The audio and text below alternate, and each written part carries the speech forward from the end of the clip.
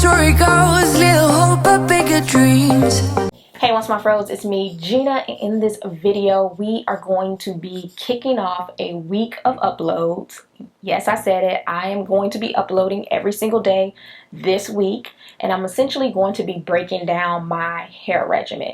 So basically I'm going to be sharing with you guys my hair regimen from shampooing all the way to the essential tools that I use to help me take better care of my hair.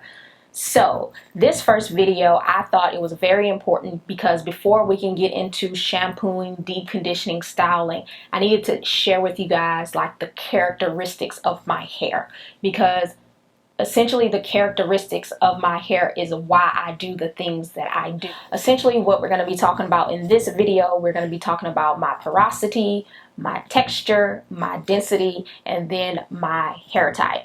I have my hair in a wash and go. I have my hair in a wash and go for a reason, literally this video, so that we can talk about my curls, because I feel like every time I do a video where I talk about like my texture and my pattern, there's always some battles down in the comments down below, because one, I typically talk about my hair when it's in a twist out and never really when it's in a wash and go, because I rarely wear wash and goes. But we're essentially going to be getting all into the goodness of my hair. So if you don't want to miss out this week of uploads, make sure you hit the subscription button as well as the notification button so you don't miss out on any new uploads. So we're first going to start off with porosity. To me, porosity is the most important part of anything you can possibly learn about your hair, because porosity is literally the ability for your hair to absorb and hold moisture, and moisture is the key to the game when it comes to natural hair. We want our hair to be moisturized, and we want our hair to be moisturized for long periods of time, and so porosity really helps us learn how to moisturize our hairs. So there are three types of porosity. You have low porosity, which struggles to absorb moisture. You have medium porosity, which really doesn't struggle to absorb moisture, and it also doesn't struggle to hold that moisture. And then you have high porosity, which although you can get moisture in, it struggles to hold that moisture. And depending on what your porosity is depends on how you go about your hair, and it should depend on how you go about your hair. So how do you learn your porosity? Honestly, I feel as though the best way to learn your porosity is just by paying attention to your hair, but there are a few tests that you can do, that people do to help them determine their porosity. One is the float test, which essentially what they do is you take it has to be a clean strand of water, you put it in a cup, and you see whether or not it floats, it sinks, or it kind of goes in the middle. If your hair floats, it's low porosity, because it is essentially that water is taking a long time to penetrate into them strands. If it floats, if it sinks, then you have high porosity hair, because that water fairly quickly went into those strands and made your hair sink. And then if it stays in the middle, you know, it absorbed the water, it absorbed what it needed, and now it's holding on to that moisture, so now it's just floating semi in the middle. There's also the slip and slide test, which essentially is after clean hair. You always have to do this on clean hair, because if you do it on not clean hair, you have probably closed your cuticles, so you can't really tell. So when your hair is clean, take a piece of your hair and just go down the strands of your hair. If you feel bumps and raises, you have high porosity hair, because your hair, the cuticles are lifted. When you have high porosity hair, your cuticles typically stay lifted the whole time. When you have low porosity hair, your cuticles are closed, which is why it's so much harder to get moisture into your hair. So that is another way you can test out your porosity. Now, another way, which I feel like is the easiest way, is just to get your hair wet. Depending on how long it takes for you to actually saturate your hair, really lets you know whether or not you have low porosity or high porosity. Typically low porosity, the water just beats up on your hair. You can literally see the beads of hair just sitting on your strands. And for me, it takes my hair a while to actually get soaking wet. So my hair, I have low porosity hair. And so when I do my regimen, everything that I do with that in mind. Because I have low porosity hair and because it's harder for me to get moisture in.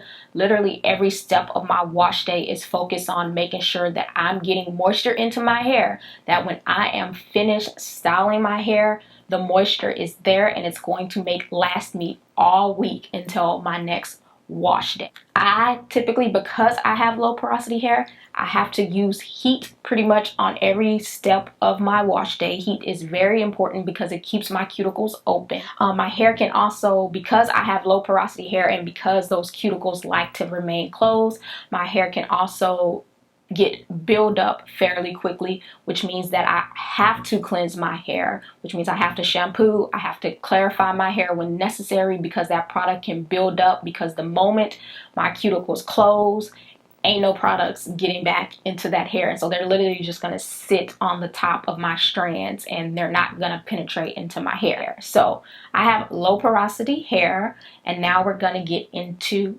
texture. So what is hair texture? Hair texture is how we describe every individual strand that you have. So you can have fine hair texture, you can have medium hair texture, or you can have coarse hair texture. So fine strands are smaller in diameter, they're not that wide, and then you have medium strands, which is a little bit bigger in diameter than fine strands, falls somewhere in the middle between fine and coarse strands. Whereas coarse strands is the thickest, widest type of strands because coarse strands typically has all 3 layers of hair. Now, I'm not a scientist, and honestly, we can break this down even further, but I highly recommend you check out Green Beauty's channel. She is like the GOAT when it comes to like the detailed science of your hair. But essentially, coarse hair has all 3 layers of hair, whilst fine strands only has 2, and then medium strands may have 3, but you typically have 2. How do you know what type of texture do you have? Well, the best way to do it is literally take a piece of strand of your hair, hold it up to the light, and if you can see the strand of hair and it looks like thread, you have like coarse hair. But if it's kind of difficult to see that strand of hair, you have fine hair. Another way you can do it is like if you take that strand of hair in between 2 of your fingers, if you can't really feel it, then you also have fine hair. But sometimes you can also just fall in the middle. You can see your strand of hair, but it's not super thick, so you're just in a medium texture. My texture, I have coarse strands. My strands are very thick.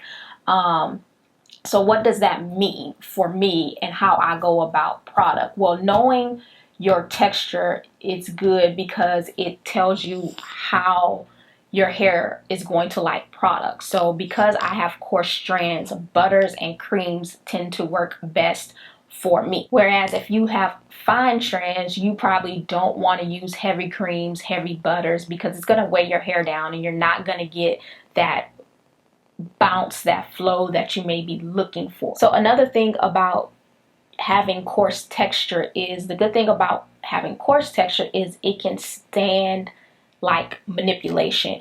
It doesn't break easily. It can stand high heat. And so a lot of times, like, we have to use high temperatures to get our hair straight.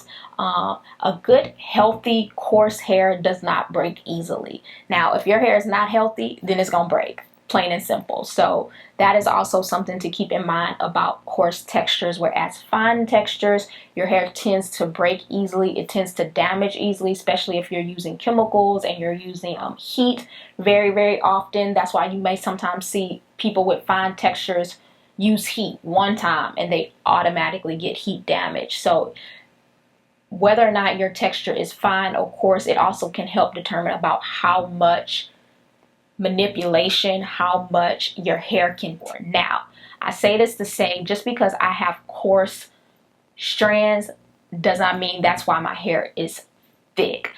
Thickness comes when it comes to density. So the next thing we're going to talk about is density. So what is density? Density is essentially the amount of strands that you have on your head. You can have three types of density. Again, you can have low density, medium density, or high density. If you have low density, then think of it as having like a square, and you don't have that many strands of hair in one square.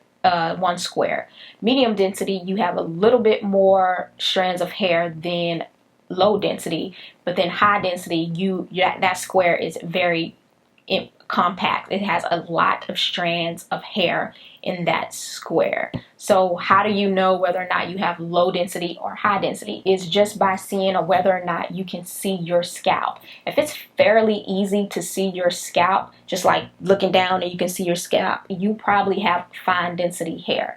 If your hair is very hard to see, then you probably have high density. I say that I have medium to high density because right now my scalp is visible, but that's because I literally took 2 clips and this is how my hair dries, so you can see it. But if I was to put a piece like this, it's kind of hard to see my scalp. It's still a little bit visible, but it's still kind of hard to see my scalp if I just let my hair go like this. You can kind of barely see it. So that's why I say I have medium to high density. I don't want to say I'm high density, like I'm high density, because I've seen girls with way thicker than hair than me, and like you literally cannot see their scalp.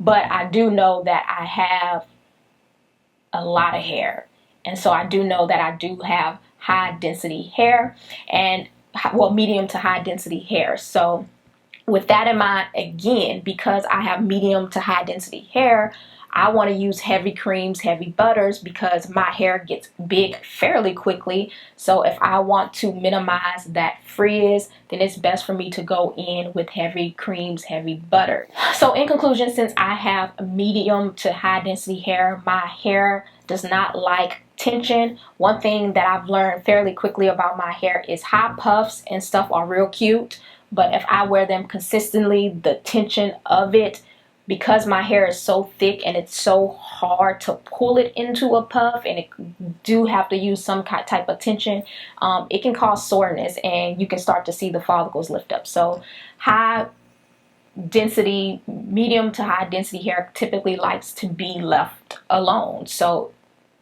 style your hair and leave it alone. It doesn't matter how you style your hair, and leaving it alone doesn't necessarily mean you have to protective style it every single time. It just doesn't like to be messed with all the time. So it doesn't like to be retwisted every single day and all that. So the next thing we're going to talk about is hair type. And I saved this for last because to me this is like the least important part of your hair when it comes to trying to have a healthy hair, trying to find a regimen that works for your hair. To me, it's only important to know, like, if you were to type your hair, it's only important to know that, like, what category you fall in. So when it comes to hair types, the chart says that you can have type 1, type 2, type 3, type 4.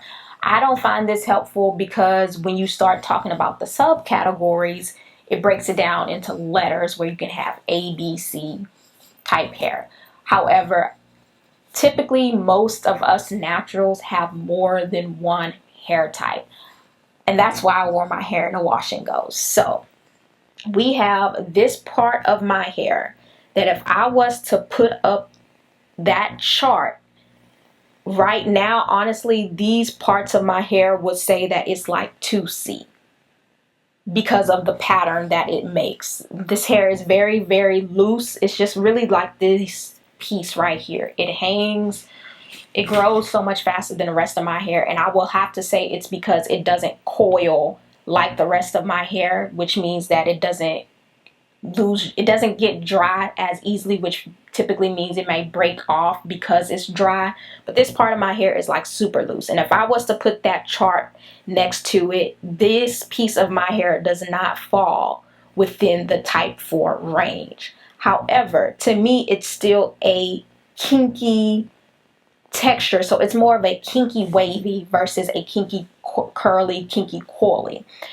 But that's just this part of my hair. The rest of my hair is more of a 4B, 4A. So the majority of my hair, if I was to put it in a subcategory, is 4B, 4A. However, then I have the back of my hair, which I'm gonna try to get as close as I can.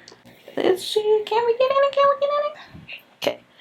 So then we have the back of my hair, which has a little coil, but it's more of the 4C. It doesn't like, it's not like super prominent. And so I literally feel as though I have every type of hair in my hair. And because of that, that's why it's not helpful, because knowing my pattern doesn't tell me how my hair needs to be moisturized. So it just doesn't do me any good. Whereas I found that knowing that I'm low porosity, knowing what my texture is, and knowing what my density is, helps me learn how to keep my hair moisturized for longer periods of time. But so I personally just like to say that I am type 4. Honestly, everybody can look at that chart and they can see whoever drew it might have drew it wrong compared to the other person. And so it is just really hard to pinpoint what a curl pattern is. And I think that's why nobody's hair is actually the same. And people can go and say, oh my God, my hair looks just like yours. But it may look like mine, but it doesn't act like mine, because your hair can look like mine, but it can be low density, or it can look like mine, but it can be high porosity. So it just like the pattern just doesn't matter. So I say all of this to say that I think it is just very important that you know your porosity, you know your texture, and you know your density, because I feel as though those are the most important for laying the foundation of how we are going to moisturize our hair for wash day, so that moisture stays in our hair the rest of the week.